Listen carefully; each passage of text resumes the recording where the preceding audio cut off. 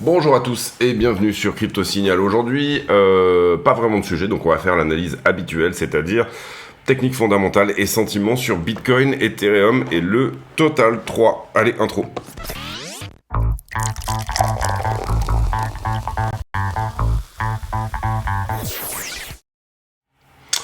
Alors on commence par un petit point sur les trades en cours. On est sur du plus 1200% sur l'entrée sur BTC.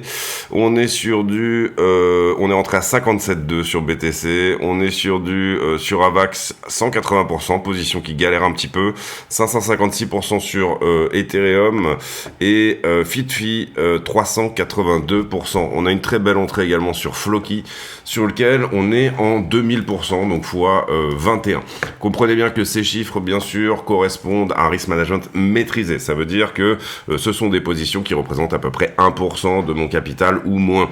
Donc du coup, ne vous dites pas, il a fait x21 sur son capital de trading.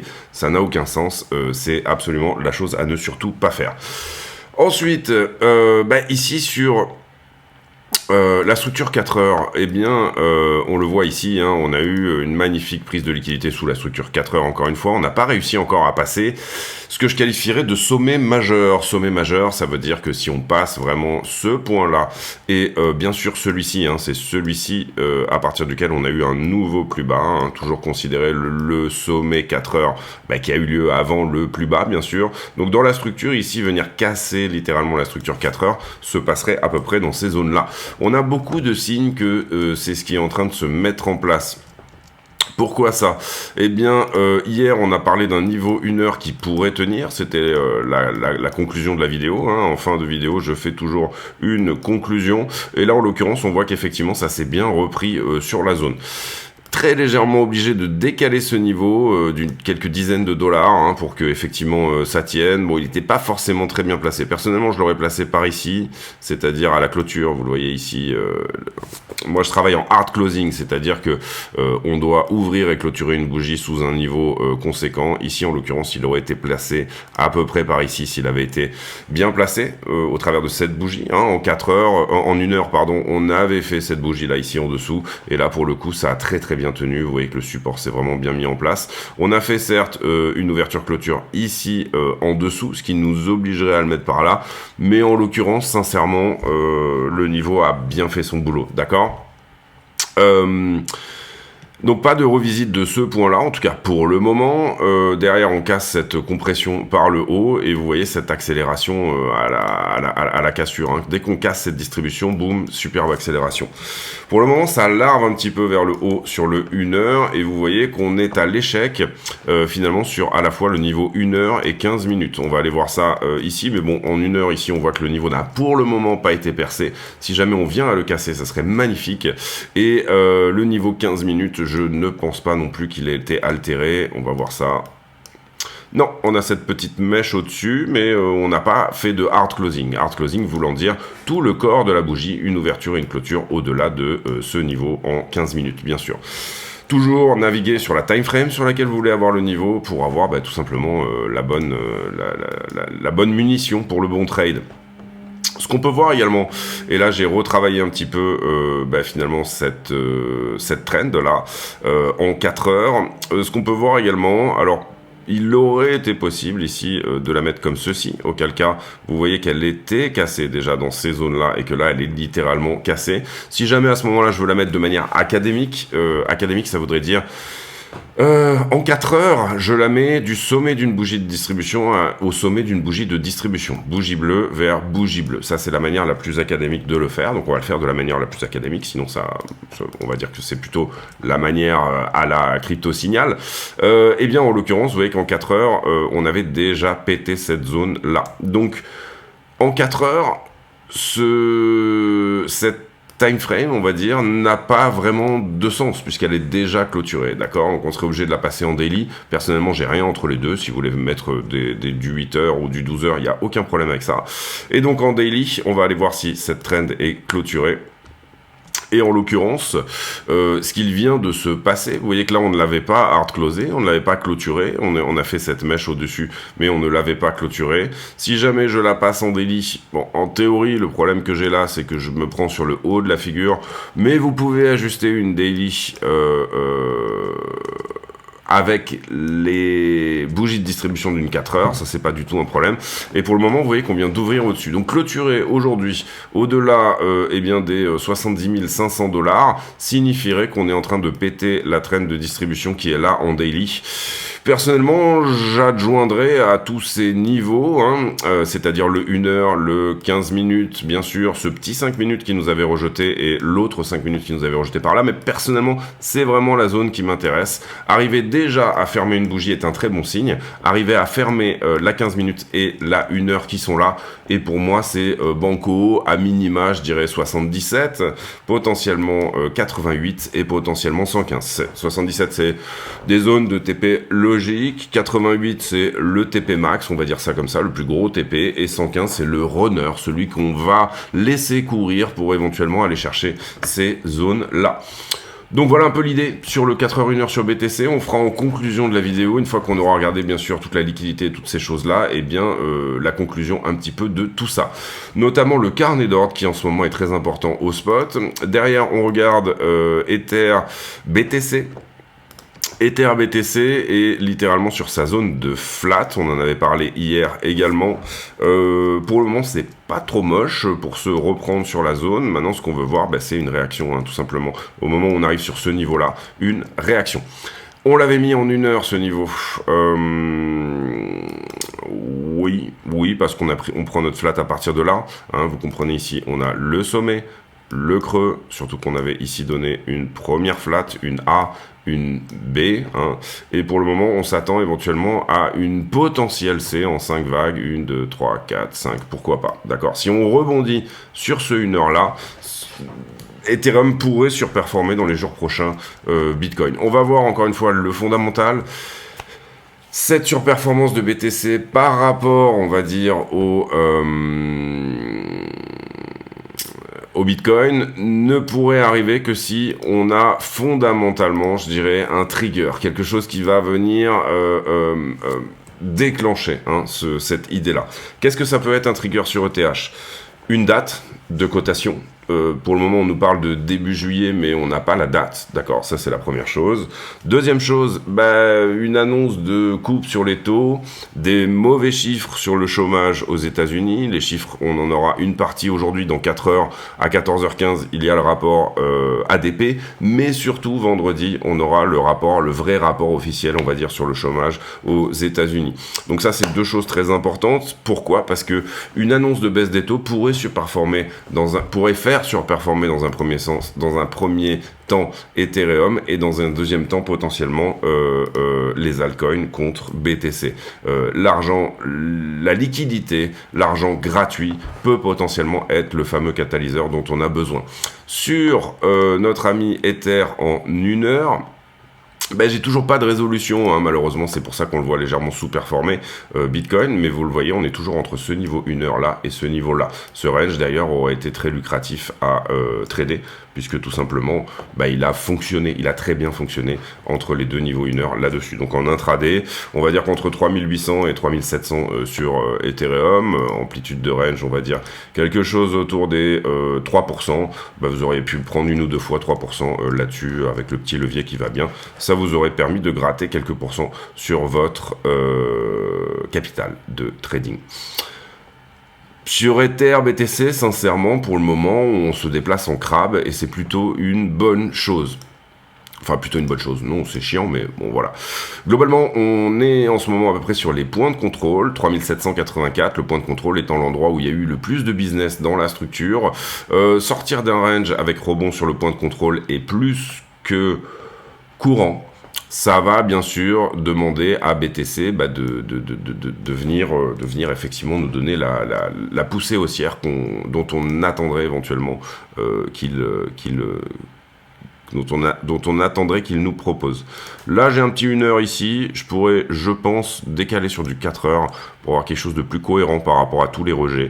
Vous le voyez là, hop, tout de suite, c'est plus cohérent. J'ai plus de rejets, j'ai plus de choses, j'ai plus de mèches. On pourrait même le mettre ici pour être encore plus cohérent. Derrière, donc du coup, si on arrive à péter ce 4 heures là, bon bah c'est gagné pour Ethereum, pour ne pas se faire rejeter par le haut de la structure, nous faire une correction pour le coup en running flat et amorcer beaucoup plus haut. Pour le moment, on va dire que c'est BTC qui va un peu donner le change là-dessus, et puis bien sûr la cassure de ce 1 heure là, on est systématiquement vendu sur les 3824 sur Ethereum, on veut que ça casse tout simplement.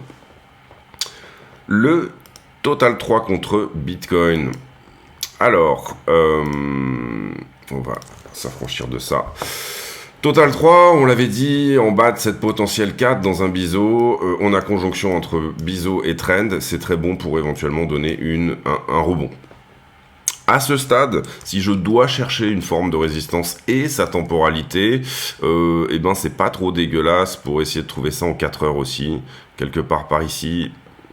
J'aimerais bien garder, vous le voyez, ici, j'aimerais bien intégrer ces rejets-là dans ce que je veux voir d'une certaine manière.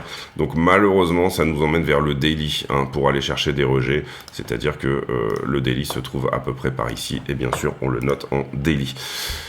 On a ouvert au-dessus, on a ouvert en dessous, pardon, mais on n'a pas de hard closing encore, donc il faudra attendre demain pour avoir ce vrai signal-là. Le danger sur les alts, c'est quoi? C'est 1, 2, 3, 4, 5, je me replie littéralement vers le bas. On a une structure en biseau ascendant ici, c'est pas des figures très bullish. Pourquoi? Parce que à ce moment-là, éventuellement, biseau ascendant, ça correspond à avoir une sorte de montée larvée, vous l'aurez compris. On peut y voir une structure de retournement, si on pète le haut de cette accumulation, à ce moment-là, c'est une accélération de momentum qu'on aura, et là, c'est joli. On casse une figure bearish par le haut, c'est très bullish de faire ça. Néanmoins, attention à ne pas perdre l'accumulation ici et à revenir sur soit le bas de la vague 2, soit le bas de la figure, littéralement. D'accord? Donc sur les altcoins, je dirais que autant un point d'entrée à peu près sur ces zones-là pour jouer la 5 TP et éventuellement jouer la cassure au cas où, parce que c'est pas le scénario privilégié dans ce type de structure que ça casse par le haut, à ce moment-là, ça serait plutôt la bonne chose ça aurait été la bonne chose à faire. Je le rappelle qu'on avait parlé de ce support horizontal et de la trend oblique pour éventuellement nous donner une 5. Je prendrai ça plus tard. Donc voilà un peu l'idée sur les alts. Si on pète ça par le haut, c'est magnifique. Signal au niveau de la daily. Ici, plus signal à la cassure de le haut de cette accumulation. Ça, c'est une structure haussière. C'est une accumulation. D'accord? Le haut de cette accumulation, à ce moment-là, c'est superbe parce qu'on a le break of structure. On a une continuation, en fait, de cette structure haussière avec accélération de momentum. Sinon, quel est le risque? Le risque, c'est de se dire qu'on a fait une impulsion ici, et on a une correction ici en 5, d'accord, et derrière, on a une nouvelle impulsion, d'accord. Impulsion, consolidation, impulsion, ou impulsion, on va dire W de retournement, qui est en place, attention, ce W est valide. Par contre, c'est derrière comment ça continue de manière un peu larvée qui me plaît pas trop. Maintenant, on l'avait dit, nous, on avait joué l'étendue là-dessus, quand on a vu qu'on perdait la flat ici. Là, il y avait potentiellement une flat là-dedans. Ensuite, on s'est mis en zone étendue. On a dit, ok, c'est une étendue. Donc, voilà la zone potentielle d'achat. Donc, on part du principe quand même que cette vague 4 ici est terminée et qu'on est sur un début de vague 5. Ce que j'aime pas, c'est le caractère larvé de ce biseau. Il faut absolument qu'on pète ce biseau par le haut. C'est-à-dire que il va falloir du momentum sur les alts. Et encore une fois, là, c'est juste un catalyseur qu'on peut jouer éventuellement. Si ça pète, en revanche, donc ce genre de structure bearish, quand elle casse par le haut, elle casse très fort. Et vous voyez ici que On peut potentiellement se dire que, alors ici, l'épaule a trop enfoncé pour que ça soit réellement une épaule tête-épaule, donc on jouera plutôt le W, mais c'est la même target, et que si jamais on casse par le haut, on aura une surperformance des alts contre BTC pendant un petit moment. Très bons afflux aujourd'hui sur les ETF spot, on va le voir dans le fondamental. Qu'est-ce que je voulais regarder? Oui, c'est ça. Voilà, depuis la cassure, 30% de surperformance des alts contre Bitcoin. On regarde les alts dans leur globalité, hein, ici bien sûr, je peux pas faire toutes les alts, je le fais sur les vidéos affiliées. D'ailleurs, le partenaire ici pour les vidéos affiliées, il s'agit de Bluefin. Vous créez un compte sur Bluefin, vous faites un dépôt et du coup vous êtes systématiquement affilié. Vous pouvez accéder à ces fameuses analyses d'altcoin, trade management, un petit peu une sorte de mentorship, même si c'est pas vraiment ce que je veux faire et c'est pour ça que ça reste entre guillemets soit peu cher, soit gratuit, puisque une autre manière, si vous ne voulez pas créer de compte sur Bluefin, d'accéder à ces vidéos, c'est de cliquer sur le bouton rejoindre sous la vidéo, et je rappelle que tous les bénéfices de la chaîne sont reversés à Mécénat Chirurgie Cardiaque. Donc allez-y, n'hésitez pas, si vous n'avez pas de compte sur Bluefin, vous utilisez le compte qui est en description de la vidéo, hein. Bien sûr vous créez votre compte avec le lien de la chaîne. À chaque fois que vous ferez des trades, à chaque fois que vous ferez des achats, etc. de crypto, ça rapportera un petit quelque chose à la chaîne, et en l'occurrence ici, je le répète, en ce qui me concerne, j'ai pas besoin de cet argent, et donc du coup, les bénéfices sont reversés à cette association humanitaire qui me tient énormément à cœur et qui opère des enfants qui ont des problèmes cardiaques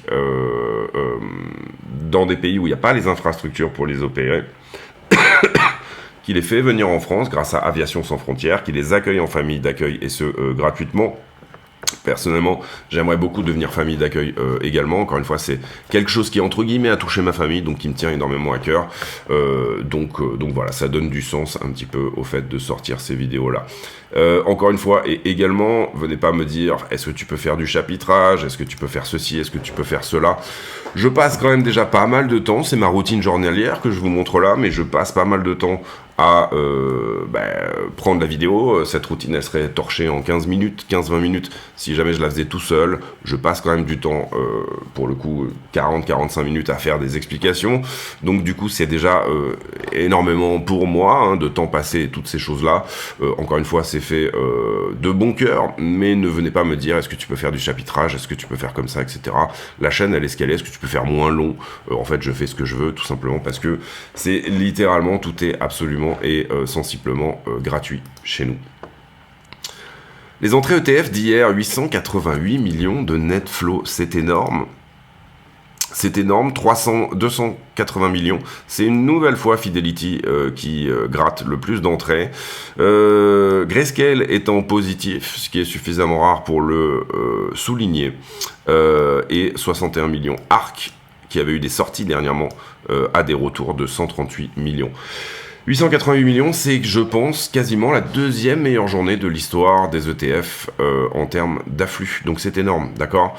Un des soucis qu'il y a en ce moment, je me répète peut-être un petit peu pour ceux qui connaissent bien la chaîne, mais un des soucis qu'il y a en ce moment, c'est qu'il y a raréfication des bitcoins à la vente sur les exchanges, même sur la présence des bitcoins sur les exchanges. Et du coup... quand les ETF sont achetés, en face, ils sont obligés d'acheter la contrepartie au spot. C'est le principe d'un ETF spot, c'est-à-dire que le soir, à la clôture, ils disent, bon, bah, théoriquement, on devrait acheter X dizaines de bitcoins, hein, puisque c'est ce qui a été fait sur la journée. Donc le soir à la clôture, ils vont racheter over the counter, donc à des marchés over the counter, à des vendeurs de BTC de gré à gré, on va dire, et ils vont racheter ces BTC là. Donc qu'est-ce que ça crée? Étant donné qu'il y a peu de bitcoins sur les exchanges, ça crée de l'achat après la clôture. C'est ce qui s'est passé hier, c'est-à-dire à la clôture, on va dire, de Wall Street et de Wall Street, eh bien, ils sont obligés d'aller acheter ces bitcoins-là. Et par ailleurs, le problème des OTC Desk en ce moment, c'est qu'ils ont assez peu, pas suffisamment de bitcoins dans leur besace, on va dire, et donc du coup, ils sont obligés de les acheter tout simplement market au spot, d'accord? Donc ça, c'est très important à comprendre. Des bonnes entrées sur les ETF représentent une demande supplémentaire, et hier, encore une fois, on a eu un très très joli afflux. Petit catalyseur également qu'on a eu hier. Hier, on a eu des news hebdomadaires sur le chômage. Il s'agit des job openings. Ça sort tous les jeudis ou mardis. Ça dépend des semaines. Et là, en l'occurrence, eh bien, elles sont à la diminution. Avoir un marché du travail, et ça on le verra peut-être aujourd'hui et peut-être vendredi, qui ralentit, est une très bonne chose parce que à un moment donné, Jérôme Powell se retrouvera avec un chômage à 4,3% par exemple. Pour moi, c'est la zone où il devrait commencer à réfléchir, à se dire, bon, je rappelle que le mandat de la dette, c'est la stabilité des prix et le plein emploi, hein, c'est deux choses qui sont dans leur mission, et en l'occurrence, là, à 4,3% de chômage, je pense que ça va sonner un petit peu des alertes du côté de la Fed pour se dire, bon, ok, on est à 3,4% d'inflation aux États-Unis en ce moment, mais il est peut-être temps de commencer à amorcer un pivot, histoire de protéger le marché de l'emploi. Donc on veut voir effectivement un marché de l'emploi qui se détériore, marché de l'emploi qui se détériore, qui est également un double catalyseur pour la baisse de l'inflation, puisque un plein emploi va vous amener vers une hausse des salaires, vous essayez de garder vos employés, donc vous les payez plus, et quand tout le monde a du boulot, c'est à peu près le cas en ce moment, entre 3% et 4%. On commence à toucher un petit peu la détérioration du marché de l'emploi est très bonne. On est à 3,9. Ce qu'on veut voir vendredi, c'est de monter au-dessus des 4, 4,1. Le consensus est à 3,9, c'est-à-dire ce que price le marché est à 3,9. Pour le moment, on est sur un plateau de chômage et un plateau d'inflation. Je rappelle qu'on a fait l'étude du CPI potentiellement, je crois pas que les consensus soient sortis encore sur le CPI, mais on a fait également l'étude du CPI qui sortira le 12 juin. Quel va être le catalyseur? Non, on n'a pas encore les consensus, mais on a fait nos consensus à nous, hein, et qui serait sur un plateau, c'est-à-dire rester à 3,4, en l'occurrence 3,36%. Le marché est en train de mettre tout ça dans les prix. Il est en train de se dire, bon bah ok, visiblement les analystes me disent que le chômage va rester à 3,9, les analystes me disent que l'inflation va rester autour des 3,4. Eh bien, à ce moment-là, il est en train de mettre ça tout doucement dans les prix. Avoir une meilleure nouvelle, un marché de l'emploi plus détérioré ou une inflation qui descend plus, eh bien, serait un catalyseur haussier, à la fois pour Bitcoin, mais surtout, je pense également, pour une surperformance d'Ethereum vis-à-vis de Bitcoin. On a fini sur les news, Wall Street Journal, enfin on n'a pas fini, mais Wall Street Journal on passe. Ici vous voyez Keith Gill, qui est le Roaring Kitty, hein, qui est le fameux trader de Wall Street Bets, qui est revenu un petit peu dans la place dernièrement avec un gros trade sur GameStop. Ici, entre revente et accumulation, les hodlers de long terme de BTC hésitent. Tout simplement, vous en avez qui distribuent, vous en avez qui accumulent. Hein. La question ici, c'est qui a le plus de pognon et à quel moment on a une conviction du déséquilibre. Le prix est la résultante d'un déséquilibre, de la conviction d'un déséquilibre entre l'offre et la demande. C'est très important de comprendre ça. C'est ce que je dis souvent, mais là, par exemple, ce jour-là, donc le 14 mai, à 73 007, on est à combien sur le haut? 73 844 $. Personne, je dis bien personne, dans le monde n'était prêt à acheter un Bitcoin à 73 845 $. Donc ce qu'il faut comprendre là-dedans, c'est que la conviction à ce moment-là, en l'occurrence, était que Bitcoin était cher et que ça ne valait pas le coup de l'acheter. Alors peut-être que, et c'est ce que je dis souvent aussi, il y a quelqu'un qui était allé prendre un sandwich ici et qui l'a loupé le coche et qui voulait vraiment acheter du BTC en haut de cette montée-là. Mais ici, ce qu'on peut voir au travers d'une consolidation comme celle-ci, c'est que peut-être certains attendent le breakout, tout simplement le vrai breakout de cette consolidation. En l'occurrence ici, est-ce que ceci était une structure de réaccumulation ou de distribution? C'était une distribution pour certains, c'était une accumulation pour d'autres, c'était également la possibilité de prendre de la liquidité. On a pris de la liquidité ici sur les longues en passant sous la structure, d'accord, et puis au bout d'un moment, plus personne n'était prêt à vendre ses BTC. Il y avait ici personne qui était prêt à vendre ses BTC en dessous de 56 000 $ et des bananes. Donc il faut bien comprendre ça. Je parle ici de vente market, hein, bien sûr. Vous aviez des gens qui avaient dans le carnet d'ordre des ordres de vente, mais en l'occurrence, en vente market, il ne s'est rien passé de ce côté-là. Donc, conviction d'un déséquilibre entre l'offre et la demande. Ici, la conviction, le sentiment était que BTC était trop cher. Ici, le sentiment était que BTC était sur un magnifique discount. La structure évolue comme ceci, et peut-être qu'à la cassure, et avec des contextes macro et des bons afflux ETF, etc., peut-être qu'à ce moment-là, le sentiment sera totalement différent de celui qu'on avait ici, d'accord? Peut-être que la structure est en train de nous donner un sentiment totalement différent à la sortie de cette consolidation relativement longue et, j'allais dire exhaustive, épuisante, on va dire, pour ceux qui ont été dedans.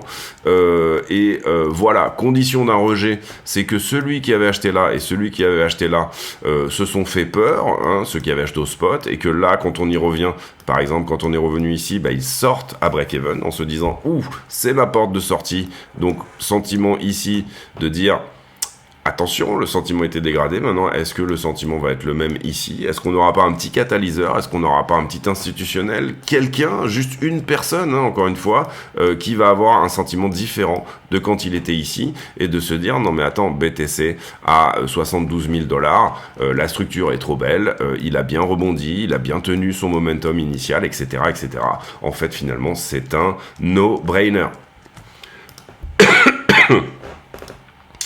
On passe ici sur le reste des news. ETF joli inflow, on l'a dit, 887 millions ici. La Banque centrale du Qatar qui annonce une monnaie numérique de banque centrale, ça c'est intéressant. J'avais vu passer également il n'y a pas très longtemps un très gros imam qui avait dit qu'effectivement Bitcoin était ok pour l'islam, je sais plus comment on dit. Mais voilà que effectivement c'était entre guillemets dans les lois du Coran que de pouvoir acheter et trader Bitcoin. Tout ça sont des choses, si le monde j'allais dire d'extrêmement du Moyen-Orient vient à réellement, et on sait qu'ils le font hein, déjà, hein, Dubaï est une place forte désormais de la crypto, etc., toutes ces choses-là, mais si tout ce monde-là eh bien, vient à vraiment investir assez fortement sur Bitcoin, vous comprenez qu'on a énormément d'afflux d'argent potentiellement. Modi qui est élu, mais il est élu avec un écart un peu plus serré que ce qui était prévu, ce qui peut éventuellement remettre en cause son agenda économique et politique. Et ici, le rendement sur les bonds qui est en train de tomber, mais cette fois, ça n'est pas une bonne nouvelle. Ouais. Encore une fois, on a déjà fait le tour sur le calendrier économique, on va passer sur les liquidations. Liquidation de 115 millions de dollars hier, c'est pas énorme, malgré le joli mouvement de prix, ce qui montre que il y a assez peu d'intérêt en ce moment hein, pour la crypto, ce qui est peut-être une bonne ou une mauvaise chose, à voir selon ce que vous pensez. La moitié ont été faits sur Bitcoin et Ethereum, et pour le coup ça a été du short pour les deux, donc c'est plutôt correct. Le carnet d'ordre, eh bien, ça s'excite un peu.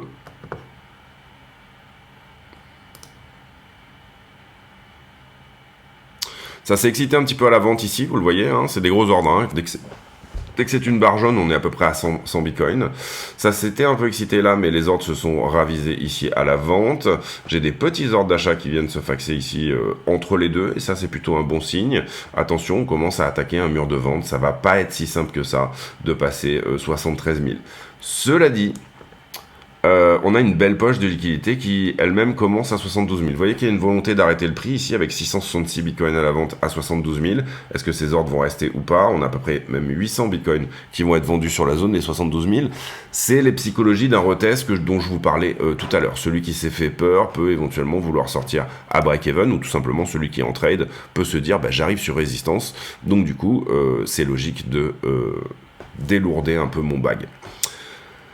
Le spot, les marchés en levier, globalement ici, beaucoup d'open interest. Est-ce qu'on n'aurait pas passé la barre, je l'ai montré hier, là, où en général on rejette sur ces zones-là, vous voyez qu'on avait rejeté ici, rejeté ici, rejeté ici, rejeté ici, et là ce qu'on regarde c'est le nombre de contrats en circulation. Actuellement on voit un regain d'intérêt, en tout cas pour les marchés en levier, en ce qui concerne le nombre de contrats ouverts. Donc ça c'est plutôt propre, vous voyez qu'on est largement au-dessus, le prix est plus bas, j'ai une divergence entre ce que me dit le nombre de contrats ouverts et ce que me dit le prix. Le prix a diminué, mais l'intérêt a augmenté, d'accord? L'intérêt devrait être plutôt par là, et là en l'occurrence il est 2 milliards plus haut, intéressant. Cela dit, donc si on arrive à s'affranchir de ça, c'est bien. Ça veut dire que il y a plus d'intérêt pour BTC, plus de market makers, c'est un marché qui représente plus d'intérêt. Maintenant, j'ai un funding qui a très largement augmenté. Au 0,02, ça reste assez neutre quand même comme zone, mais qui a très largement augmenté. D'abord parce qu'on a closé du short, on a short squeezé ici, tout ce qui s'était passé un peu dans la zone qui était là, mais aussi parce qu'on a engagé un peu plus de long sur cette structure. Donc j'ai une structure qui monte, un funding qui monte, j'ai pas d'anomalie substantielle. La seule anomalie éventuelle que je peux venir voir, c'est de me dire que à partir de là, j'avais un funding qui descendait avec néanmoins un prix qui montait. Donc ça, c'est une anomalie, une divergence de funding qui, vous le voyez, a provoqué le petit short squeeze suivant. Donc on peut estimer qu'on est shorté sur le haut de la structure. Et attention, même s'il n'y a pas de divergence, on voit quand même que l'accélération du funding s'est faite ici. Donc on a du monde probablement en termes de liquidation short dans ces zones-là. Personnellement, je ne marque et je n'écris que les divergences. Donc par honnêteté intellectuelle, on va dire, je ne vais pas mettre de points là-dessous. En revanche, si je vais voir les bulles de liquidité sur iBlock, si vous voulez vous inscrire sur iBlock, n'hésitez pas à passer par le lien de la chaîne, vous aurez moins 60% sur l'abonnement. Ce qu'on peut voir, c'est quoi? J'avais un short squeeze à faire ici, là, il a été fait. Potentiellement, nous, on avait dit, ça serait pas innocent, ça serait pas anodin de venir revisiter 68,3. Cette petite poche de liquidité qui est là. Ça n'a pas été fait. On a continué à pulse, on est venu chercher les shorts et on est venu les chercher jusque en haut. Au travers de la petite ici correction, vous le voyez, on est venu chercher les grosses positions. On aurait pu venir jusque là, 69,7, mais on a pris une majeure partie des longueurs retardataires sur des positions substantielles. iBlock n'est pas dynamique, c'est-à-dire que si cette position-là a fermé, on n'est pas au courant. Mais d'une certaine manière, on voit quand même qu'on amorce de plus en plus de longues, et on le voit surtout au travers du delta. Donc si tous ces gens-là sont restés en position, à ce moment-là, au travers du delta, sur les gros leviers, les endroits où on peut venir les liquider sont éventuellement intéressants vers de la baisse, d'accord? C'est pour ça que la montée se larve un petit peu là. On a plus de mal à venir pousser au-dessus. J'ai deux endroits. 69,7 et 68,3. 68,3, on l'avait déjà noté hier dans nos, on va dire, zones de liquidité, entre guillemets. Il est là. Et j'ai parlé de 69,7 où également il y a du monde. C'est quelque part par là. Donc là, j'ai, en gros, on pourrait l'appeler liquidité 1 par exemple. Et ici, j'ai un niveau de liquidité 2. Ça, c'est intéressant, ok. J'ai des niveaux intéressants en poche de liquidité potentiellement à venir chercher en long. Pour le moment, vous le voyez, on avait bien chargé short là, on est venu les chercher. Et c'est ce que je vous ai montré tout à l'heure quand j'ai dit, attention, le funding a diminué alors que la structure a monté. Et là, on en a encore un petit peu. C'est pas énorme, donc attention, s'il n'y a pas de réelle demande au spot, s'il n'y a pas de trigger, s'il n'y a pas de catalyseur, on risque une petite correction sur BTC. En tout cas, quand on regarde la liquidité, hein, bien sûr. Ethereum, c'est intéressant, le funding, enfin le cumulatif volume delta entre shorter et longueur sur 5 jours est revenu à la neutralité. Qu'est-ce que ça veut dire? J'ai autant de monde là que de monde là. Ok, en termes de taille de position, j'ai à peu près autant de monde à venir chercher en haut qu'à venir chercher en bas. Sur 5 jours.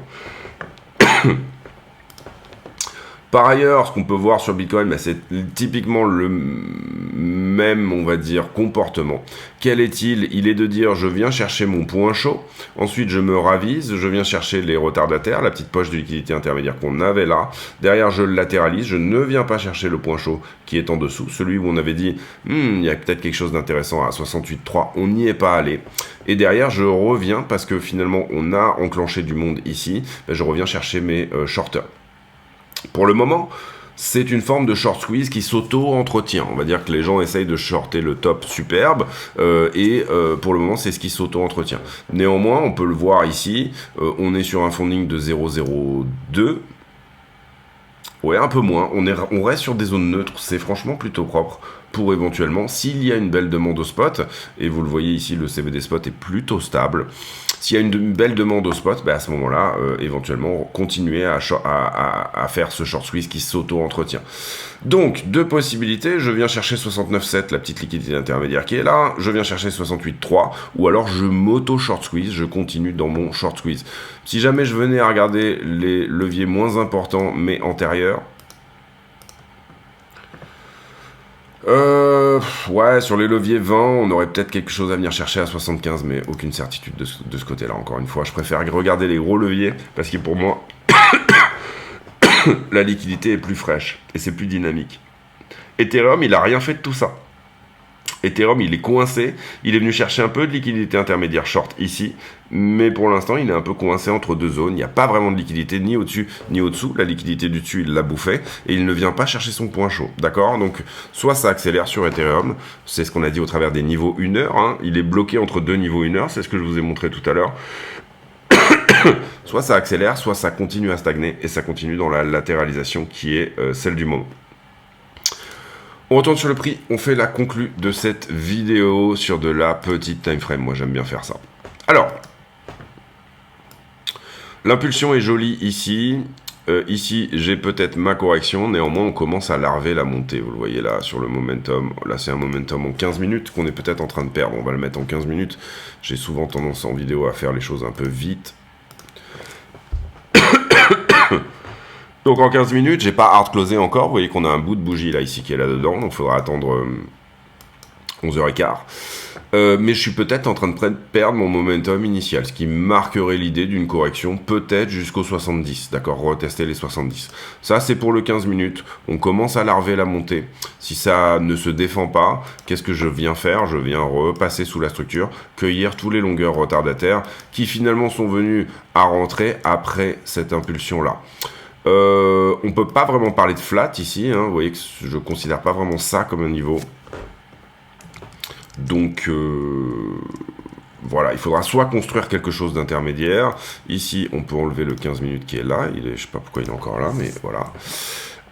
Et puis voilà, point de liquidité 1, 69,7, point de liquidité 2, 68,3.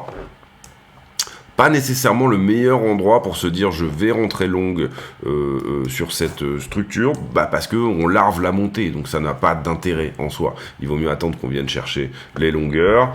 Derrière, bon, j'ai un petit truc ici qui peut éventuellement, je vous dis souvent, une vallée est censée protéger la jambe du mouvement précédent. D'accord, une vallée est censée protéger la jambe du mouvement précédent. Donc provoquer ce type de réaction qu'on a eu, puisque quand on est revenu ici faire cette correction-là, vous voyez qu'on a eu cette réaction de la vallée. La vallée a protégé la jambe inférieure, la jambe qui est sous cette vallée. La vallée protège la vallée qui est en dessous. Chaque consolidation essaye de tenir ses points d'entrée. Si jamais j'ai des gens qui sont rentrés en business ici, notamment ici, la vallée est censée protéger, c'est-à-dire qu'ils vont potentiellement essayer de venir défendre dans ces zones-là. C'est ça la psychologie de cette interprétation. Donc, au même titre qu'un pic est censé protéger la même chose. Bon là, l'exemple n'est pas très bon, mais ici, par exemple, ce pic-là est censé essayer de protéger la jambe du mouvement. Vous voyez en tout cas que les zones de rejet, elles sont logiques. C'est une belle zone pour rentrer du short intraday. On a le 15 minutes et le 1 heure, et je les ai pas mis aujourd'hui, je les ai mis il y a quelques jours. Vous voyez que c'est ça l'intérêt d'avoir les bons endroits pour les bons outils pour les bons endroits, on va dire ça comme ça. Derrière, qu'est-ce que j'ai qui peut éventuellement tenir, si jamais ça devait tenir? Donc être enfoncé légèrement, hein, mais tenir. J'ai un petit quelque chose là en 15. C'est pas vraiment du 15, c'est plutôt du 1 heure. Si je veux avoir le max de touches ici dans cette zone-là, donc c'est du 1 heure, on a dit ici. Si je veux avoir le max de touches dans cette zone-là, je vais plutôt privilégier quelque chose qui soit par ici. Ici, j'ai mon ouverture, ça n'a pas voulu clôturer dessous, donc c'est pareil, il est là, il est 10h57, cette bougie va probablement fermer dessous dans 3 minutes, l'heure qui arrive doit me dire, soit j'enclenche et je perds donc du coup ce niveau-là, et j'enclenche une correction plus substantielle, soit tout simplement je tiens ce niveau-là, et du coup je viens à soit me donner une latéralisation dans cette zone-là, ça c'est de l'intraday, donc là si je hard close, si je hard close à la baisse, c'est pas très bon, bon, il faut pas rentrer. Si je hard close à la hausse, il peut être éventuellement intéressant de se dire qu'on reviendra à minima, revisiter le 1 heure qui est supérieur ou casser la structure vers le haut. Troisième chose, j'aime pas trop, 1 heure ça paraît long, on peut faire beaucoup de choses en 1 heure, donc j'essaye de trouver des choses qui sont un peu plus intéressantes sur des time frames plus petites, mais avec moins de touches. Globalement, on serait peut-être là-dessus, c'est-à-dire que le 15 minutes qui est là, vous le voyez, je l'ai mis en bas ici de la clôture, on pourrait le mettre même très légèrement ici, d'accord, puisque là j'ai mon ouverture, on travaille en hard closing, combien j'ai de touches là-dedans? 1, 2, 3, 4, 5, 6, 7, 8, c'est pas trop mal, je pense même que c'est plus intéressant que celui-là, on a plus de touches sur l'autre, mais c'est peut-être plus intéressant. Donc voilà, qu'est-ce que ça veut dire? Je m'autorise 15 minutes là-dessous, je m'autorise 14 minutes là-dessous, mais pas 15. Enfin, vous m'aurez compris, je m'autorise pas une clôture et un corps de bougie entier n'est pas une bonne nouvelle pour ce niveau 15 minutes qui pourrait venir à sortir. Quand je regarde la structure et si on doit prendre une certaine partie des liquidités qui sont dedans, bon, d'abord, comment on est monté? D'abord, on est monté en impulsion et puis ensuite, on a eu tendance à biseauter.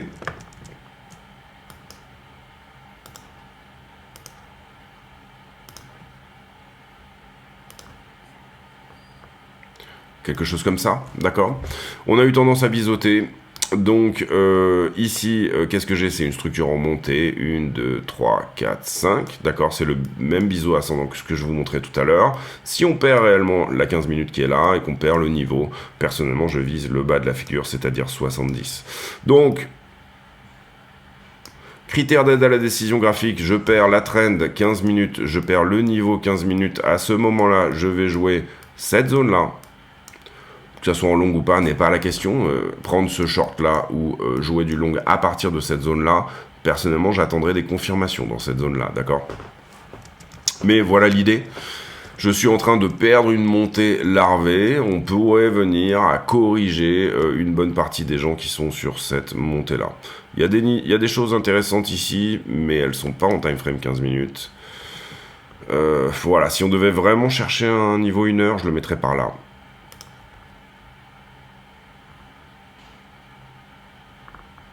Voilà.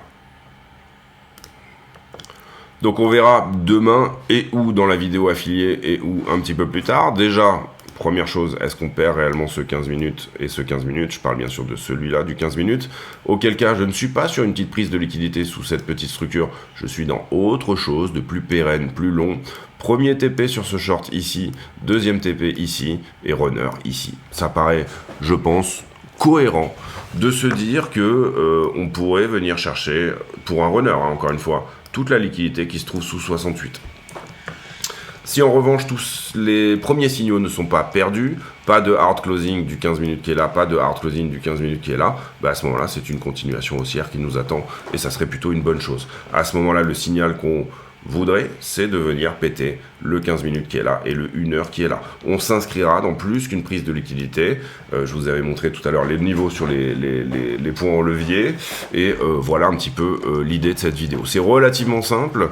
Vous pouvez utiliser ces techniques-là en weekly, en ce que vous voulez, en monthly, etc. Toutes ces choses-là.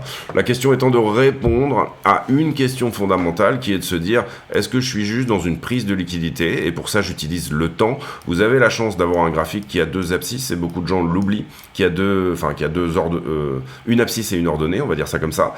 C'est-à-dire que ici, vous avez le prix en Y et vous avez le temps en X. Utilisez le temps. Si vous n'utilisez pas le temps, c'est-à-dire les trends, hein, déjà, qui ne sont rien d'autre que des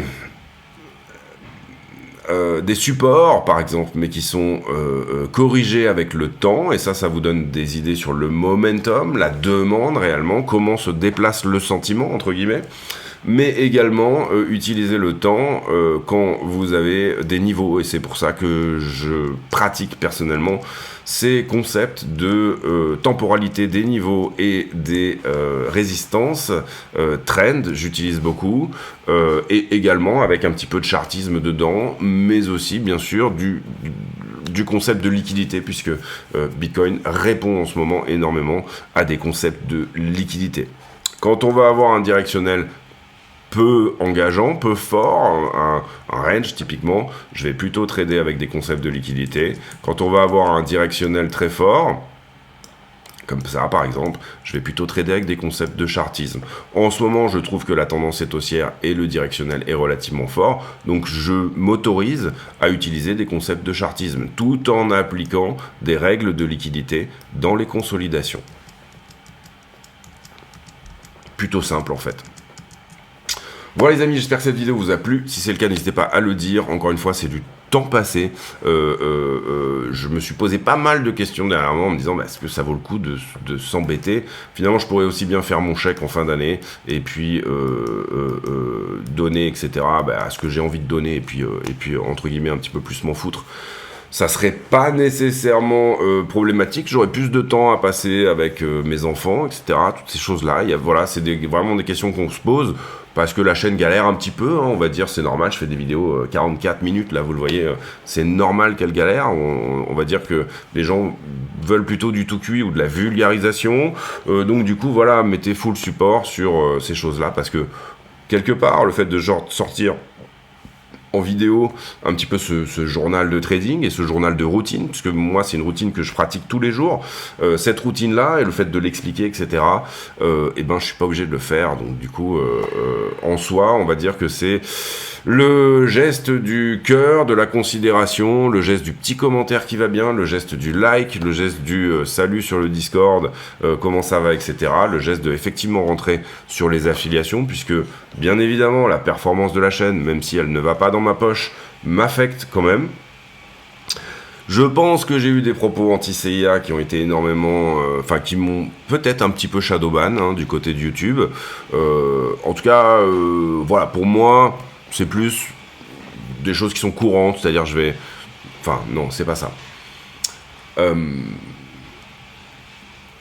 Je pense pas avoir une audience suffisante pour être réellement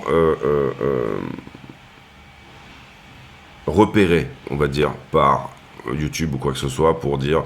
Maintenant, l'idée quand même que j'en ai, c'est de me dire que peut-être plus... Voilà, mes vidéos sont très longues, etc. Donc c'est normal qu'il n'y ait pas non plus une audience qui, on va dire, éclate ou quoi que ce soit. En ce moment, on est bloqué à 7000 depuis un large moment. Et là où avant, je faisais plutôt 800, 1000 vues par jour, en ce moment, j'en fais plutôt 500. C'est dû à une forte diminution de ma présence déjà sur le mois de mai, parce que j'étais occupé, j'avais d'autres choses à faire, etc. Et je pense que c'est plutôt ça la raison. Ça, c'est évident. Et...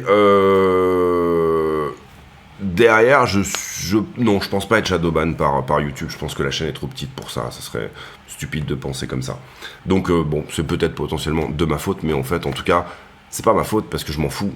Donc, voilà, c'est l'idée ici du truc, c'est de se dire, bon, je fais beaucoup moins de followers que par certains moments, je fais beaucoup moins de choses. Quelle en est la raison ? La raison, je pense que c'est que je sors des vidéos de 46 minutes, mais après, par contre, derrière, je gagne du follower qui est extrêmement qualitatif. Donc, du coup, en soi, est-ce que c'est vraiment important ou pas ? Bon, voilà, c'est des questions que je me pose, on va dire. Voilà, suivez bien, donc c'est niveau 15 minutes, c'est niveau 1 heure, etc. On a rajouté pas mal de niveaux là sur la chart, donc demain on en nettoiera pas mal probablement. Il y en a beaucoup là pour moi, même dans ma manière, pour moi j'aurais utilisé ça en intraday, donc j'aurais peut-être utilisé une autre chart. Mais voilà, les charts sont chargés, mais c'est comme ça. J'ai pour habitude de poser une question à la con en fin de vidéo, et la question à la con du jour... allez, on va parler aujourd'hui de... Je sais pas si j'ai peut-être déjà posé cette question, je l'ai peut-être déjà posée. On va parler de machine à café.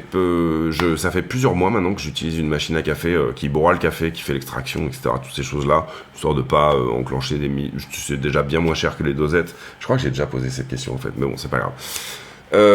Et personnellement j'en suis très content, donc voilà, je trouve que ça marche très bien et il y a effectivement de l'économie sur les dosettes, donc moi j'aime bien en fait J'aime bien acheter des choses qui rapportent de l'argent. J'aime bien acheter des choses qui prennent de la valeur. Je suis un assez grand fan d'autographes de sport. Voilà, les très grands du sport, soit des autographes, soit des gants signés par des boxeurs, etc. J'adore ces choses qui prennent de la valeur. J'adore les vieilles voitures. Même si j'ai pas des vieilles voitures qui sont extrêmement chères, elles prennent de la valeur avec le temps et j'adore les entretenir, etc. Et toutes ces choses-là. Et donc du coup là en l'occurrence j'aime bien cette idée de faire un investissement qui rapporte derrière. Voilà, c'est des choses où assez souvent je vais avoir une manière assez rationnelle de voir les choses en me disant bon, je m'achète une machine à café, oui, 1000 balles, mais en combien de temps je peux la rembourser? 3 ans, est-ce qu'elle va tenir 3 ans par rapport au prix d'une dosette, hein, comparé entre une Nespresso et une machine qui broie le café, etc. 3 ans, c'est remboursé, oui, ok, oui, non, bon, 3 ans, elle devrait tenir le coup, elle devrait peut-être en faire 10. Donc ça me paraît intéressant. C'est comme les panneaux solaires, à partir du moment où... Je parle beaucoup, là. Les panneaux solaires, à partir du moment où je me suis rendu compte qu'il y avait suffisamment de subventions pour que ça devienne vraiment intéressant, à ce moment-là, je l'ai fait, quoi. C'est, on va dire, de la rationalité de calcul, assez un petit peu comme on fait en trading, hein, tout simplement. Est-ce qu'il y a un risk-reward qui est conséquent ou pas? C'était quoi la question, du coup? Oui, la question étant, est-ce que vous avez... déjà, si vous êtes consommateur de café, il faut quand même avoir une consommation assez substantielle de café. Quel type de machine est-ce que vous avez? Et si vous avez une broyeuse, est-ce que vous en êtes content?